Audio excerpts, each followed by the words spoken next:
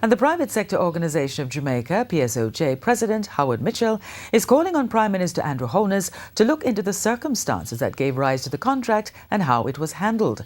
The PSOJ also described the issue as gross incompetence, adding that there must be accountability in the Ministry of National Security.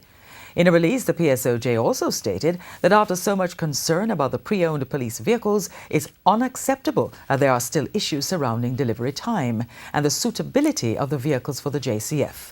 The PSOJ adds that it's also concerned that despite a decision at the National Security Ministry not to pay the taxes on the vehicles, an application for a waiver was made to the Finance Ministry.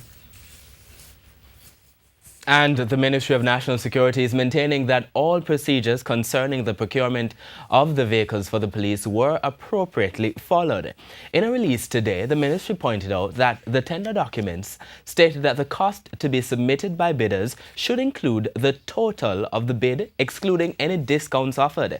It added that the procurement process for the vehicles considered the value for expenditure, increased mobility for the JCF, and the protection of the taxpayer as critical components.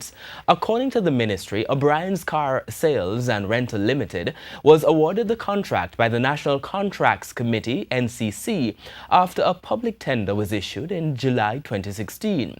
The ministry currently holds a performance security bond in the sum of $42,493,040 and an advance payment security in the sum of $213,465,200 from the supplier.